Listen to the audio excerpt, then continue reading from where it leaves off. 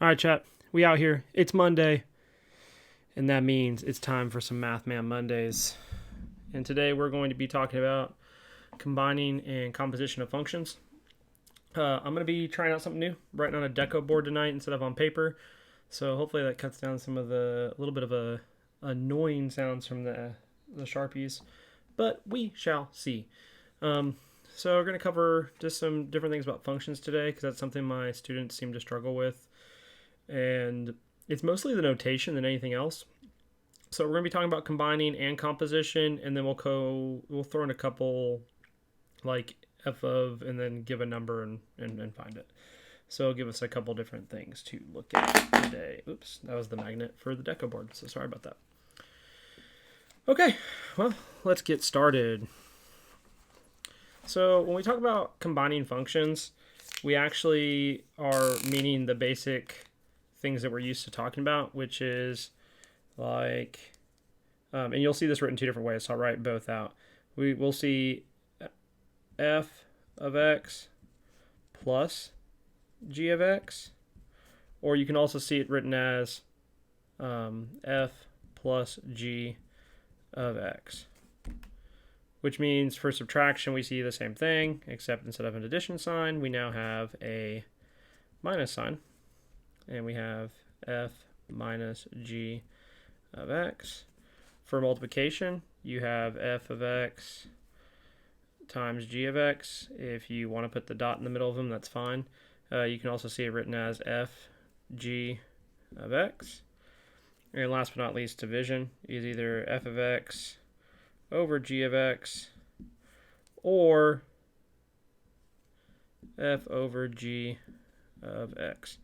As I said, these all mean the same thing. It's strictly up to you, kind of what you're wanting to use notation wise. So things to think about, whatever you're more comfortable with is what we want to use. So if there's one you like more than the other, please feel free to just keep using that one. Let me get all these different color markers open for our problems today. So this is the combining portion. So when I talk about combining functions, this is what I'm talking about. I'm talking about addition, subtraction, multiplication, and division. Now, with that being said, we kind of want to think about doing some of these problems. So let's look at some combining function problems. All right, so just as a reminder up here, we're going to write combining functions.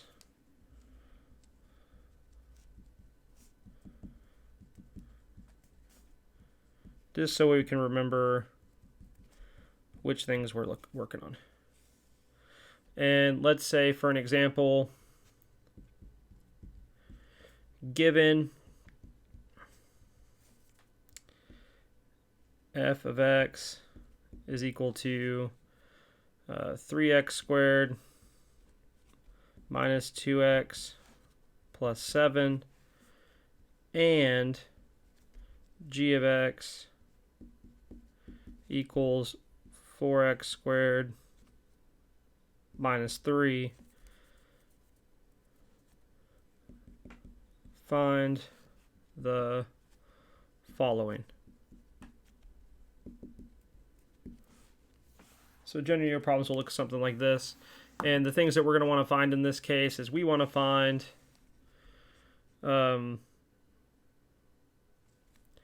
f plus g of x and f minus g of x for right now. And then if we have room after that, we'll find our multiplication division. If not, we'll do some erasing and come back. So when we're working out on this, man, I need to find a good way to keep this glare from being on where you guys can see it. Hopefully you guys can see okay. Okay, so our f plus g of x, we want to take f of x first, and we're just going to think about 3x squared minus 2x plus 7 plus, and if you want to write your parentheses here so you know it's g being added here, 4x squared minus 3. And when that happens, we're just combining like terms. So wherever you see x squared, we're going to put those together. We have a 3x squared plus a 4x squared. So 3 plus 4 is 7x squared. We have a minus 2x, and there's no other just x terms, so minus 2x. And then we have 7 plus a negative 3, so we get plus, I didn't leave myself a lot of room here, 4. So again, our answer for this should be 7x squared minus 2x plus 4. Sorry, that isn't written very well. When we come down to our subtraction, where they're going to do subtraction, so we need to think about distributing the negatives. So again, everything's where we in the same place, minus 2x plus 7 minus 4x squared minus 3. In this case, whenever you see these subtraction problems, you need to change the signs in the second function. So since we have this minus out front, this minus is going to be, distributing into these two functions right here. So we want to go ahead and think about this as being now 3x squared minus 2x plus 7 minus 4x squared plus 3. And again, we're combining like terms. So we have a 3x squared minus a 4x squared. So in our answer, we're going to have a minus x squared. There's no other x term, so we still have a minus 2x. And now we have a 7 plus 3, so we have a plus 10. All right, so this is what they want as our answer. Easy peasy. Let's talk about one other thing that could happen here. What if we switch the order? All right, not so concerned about addition, but let's look as if we changed the subtraction. So let's say we looked at g minus f of x. Meant to write that in red, but oh well. So again, now we're following the order of our functions. So now we have g of x first. We have 4x squared minus 3 minus our f of x function. So 3x squared minus 2x plus 7. I bring this up because I want to stress the fact of this is distribution. This negative has to go here, it needs to go here, and it needs to go here. When the mailman's delivering mail to each house, he has to deliver to each house he has mail for. Same the way distributed property works. So when we're working through this, we have 4x squared minus 3 minus 3x squared. Two negatives make a positive, so plus 2x. Negative and positive make a negative, so minus 7. Again, you're still combining like terms, so you're going to say 4x squared minus 3x squared. Say, okay, well, that's just x squared. I look and see if there's any x's. Oh, hey, I have a plus 2x. Cool. And then I have minus 3 minus 7, so I get a negative 10. That is a different answer than what we got when we did f minus g. So the answers will not be the same. Keep that in mind.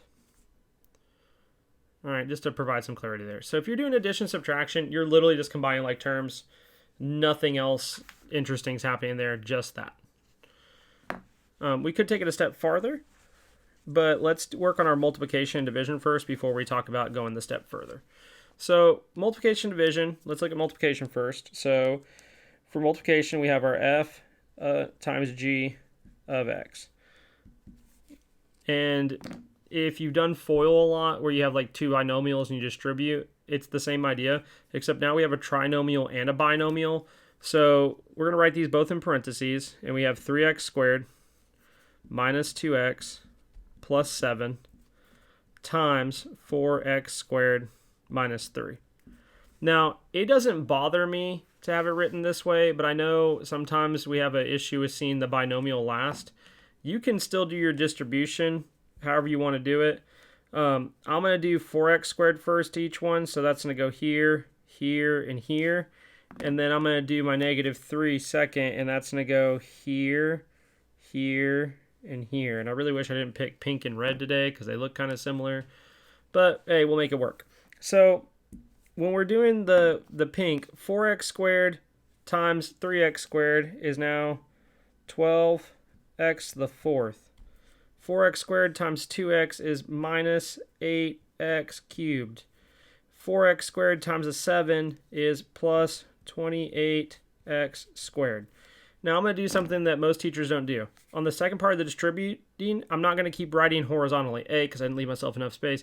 B, because I want to show that, hey, a negative 3 times a positive 3x squared is a negative 9x squared. I make it look like regular addition, because guess what?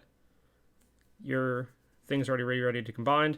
Negative 3 negative 2 gives me a positive 6x, and then I get a negative 21.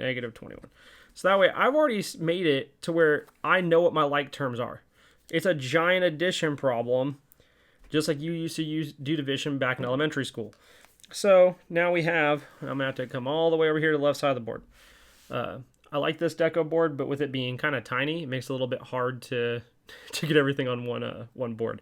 So we have 12x to the fourth minus 8x cubed plus 28 minus 9 is 19, so 19x squared plus 6x because there's no other x terms, and minus 21 because there is no other constant terms, and that's my answer.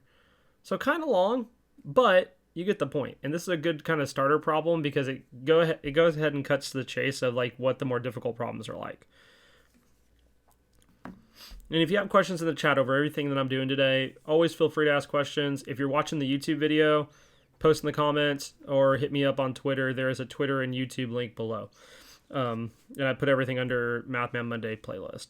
So now that we've done multiplication, let's look at division. Division is the easiest. I know that's hard to believe. Division and being the easiest. Who would have thunk it? So with division, we want to do f of g of x. And when we do that, this works out great for us. We just do f over g. So 3x squared minus 2x plus 7 over my g, which is 4x squared minus 3.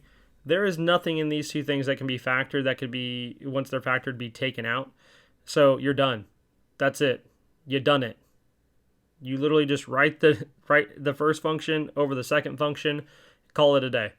All right, nothing else crazy can happen there. Now, what we will do is let's go ahead and use division so we can kind of see some different function notation things that would happen. And the one thing that happens here and that kind of confuses people is, what if they give us a value for x? So what if they say f of g of 2? All right, well, you have an option here.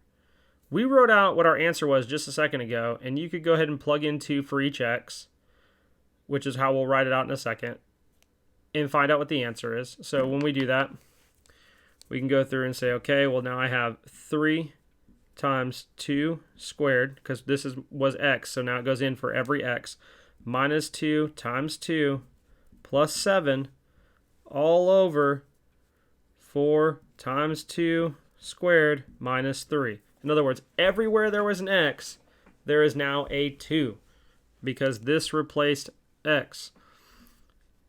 You have the option of just go ahead and solving for each of these first and just writing the answer of what f of 2 is over g of 2. But just for the sake of seeing it visually, I went ahead and wrote it out.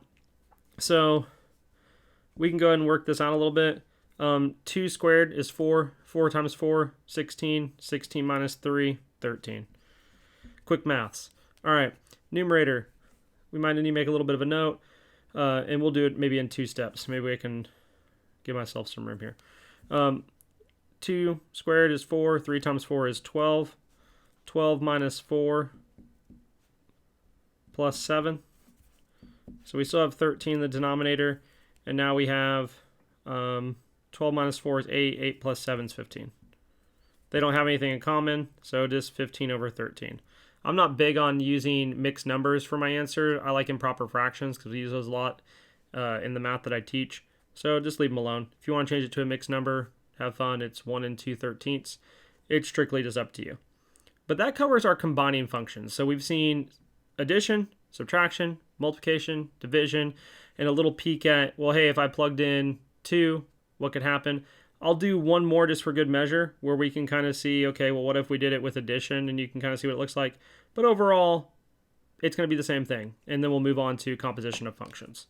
So all the processes I've shown so far, the only thing you could change is what f of x and g of x are. But the process of what you're doing doesn't change. You're still combining like terms for addition and subtraction. For multiplication, you're literally multiplying out, and for division, just write it out. So let's say, hey, we looked earlier, and now we want to do f plus g of negative 3.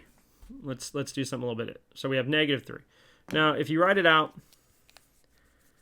here's what so there's two different ways to look at it. You can go ahead and find, if you want to below, you can find f of negative 3 and g of negative 3, which might actually be easier than writing all the way out. Like maybe that process helps you a little bit. So let's do it that way for this problem. So you can kind of see from the division how we wrote out the whole entire problem and substituted in. And this way we look at each function separately. You could go through and say, okay, well I have 3 times negative 3 squared minus 2 times negative 3 plus 7. Because most of you are going to plug this into a calculator. I know better than to think otherwise, and that's okay. So over here, negative 3 squared is 9. 9 times 3 is 27. I have 27 plus 6 plus 7. So 27 plus 6 is 33 plus 7 is 40. So equals, my f function is 40. If I do g of negative 3, I get 4 times negative 3 squared minus 3. Negative 3 squared is 9. 9 times 4 is 36. Minus 3 is 33. So I have 40 plus 33. So I get a grand total of 73. In other words, you could solve each function out and then plug the answers in and do it that way. It's really up to you. You got to figure out what works best for you. But that's combining functions. I think that covers everything pretty nice and easily. And again, if you have questions, always feel free to ask in the chat. If you're watching the YouTube video, leave it in the comments. If you don't feel like doing either of those and you still want to ask a question, again, hit me up on Twitter and I'll answer your question for you. So let's go and look at composition. So composition can be written out a couple ways, and it really comes down to which you prefer. I think it makes sense to kind of keep the same notation as before. So when we talk about composition of functions, we have to pay attention to the way it's written. So I'm going to write this a certain way. I'll show both notations. But composition of functions means you're going to take a function and substitute it into another. So for instance, the notation for this is generally seen as f of g of x. So there's this little symbol here, and it looked like a closed circle because of the board, the ink, the way it moved. But it spells out fog. All right. Now, I prefer a different notation. I prefer the notation f of g of x. Now, that looks like a lot of parentheses. Sorry, f of g of x. That looks better. It's because I added too many. I prefer this notation, and you will see why momentarily, but I think it keeps people from making mistakes if you can use this notation. I think it actually helps out. So let's look at a problem. Earlier we just made up an f of g of x. This time we're going to have some fun. We're going to add a h of x. So given f of x equals 4x plus 7,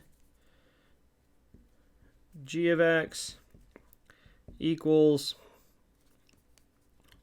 2x squared,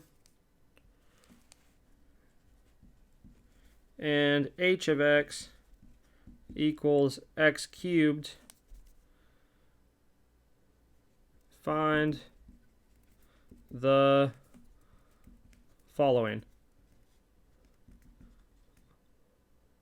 Also, I think the key for next week, chat, is I'm going to bring home fine point expo markers, so it's a little bit easier to write on these boards and easier to read, because I realized today it might be a little difficult. I apologize for that. So let's talk about a couple different things we can do. For instance, we can do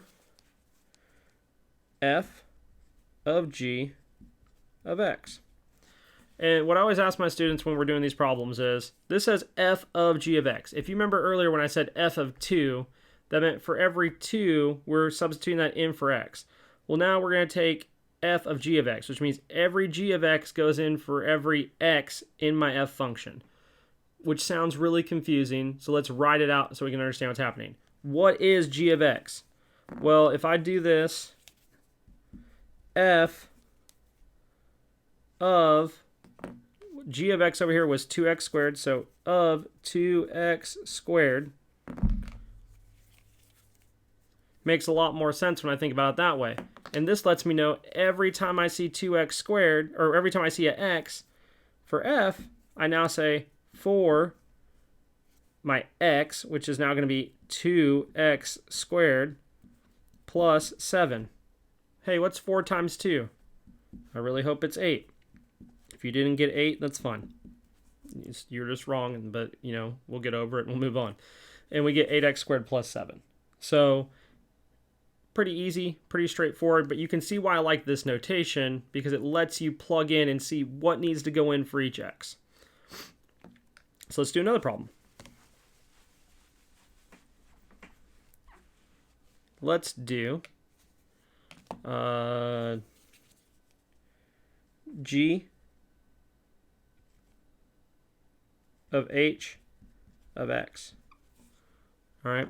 Again, we ask ourselves, well, I'm plugging in h of x for each x in my g. So I have g of, well, what's h of x? H of x was x cubed. So x cubed, which means I'm going to go through and say, hey, for my g function, which is 2x squared, I end up with 2 times x cubed squared. All right, well, my 2 remains. I'm still going to have a 2. So 2. Hey, if I have a power to a power, they multiply. So 3 times 2 is 6. I get 2x to the 6th. Again, pretty easy. Nothing too crazy, but things to think about. So let's do another one. And this one we'll switch it up just a little bit. We'll get a little bit more difficult, and then we'll end it with something from combining functions. So now we want to do g of f of x. Actually, we're going to do 3 more examples because I forgot about one. So when we do this, again, we want to think about, well, g, and what was f of x? Well, f of x was 4x plus 7. 4x plus 7. And then I go through and I say, okay, well, g was 2x squared, so now I have 2 times 4x plus 7 squared. All right, this is where you might run into some issues, and I don't like moving my equal sign over, but I'm going to move my equal sign over. Whenever you're doing problems, it actually statistically helps to keep your equal signs lined up when you're working them out. I'm not quite sure what the methodology is behind that, but doing that actually has shown like better test scores and things of that nature. We can't distribute 2 yet, so we're going to leave our 2 over here. But now we have 4x plus 7 times 4x plus 7, which means, hey, we got a FOIL. So we have 2 times, and then 4x times 4x is 16x squared. 4x times 7 is 28x, so plus 28x. We're going to get that again, so plus 28x. And then we have 7 times 7, which is 49.